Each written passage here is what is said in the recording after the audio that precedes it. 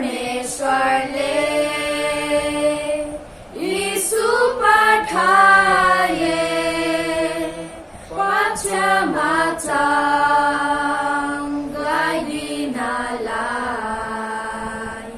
जिए मरे क्षमाको लागि रिको चिहान जीवित यीशुको प्रमाण छ यीशु जीवित भएको कारण भोलिको डर हटी गयो कारण भविष्य उनले सम्हाल्छ र मेरो जीवनलाई सार्थक बनाउँदछ नयाँ बालकले आनन्द ल्याउँछ खुसी गौरव थपिन्छ आज उहाँको जीवितले अनिश्चित भविष्य सबै सुरक्षित छ यीशु जीवित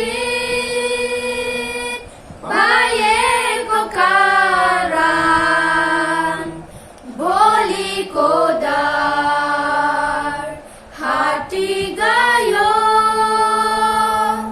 कारण भविष्य उनले सम्हाल्छ र मेरो जीवनलाई सार्थक बनाउँदछ मृत्यु नदी तरेर जाँदा अन्तिम लडाई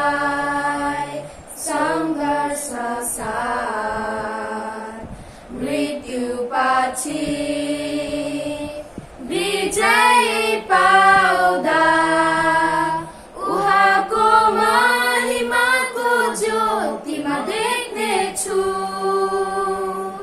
यीशु जीवित भएको कारण भोलिको डर हटी गयो कारण भविष्य उनले सम्हाल्छ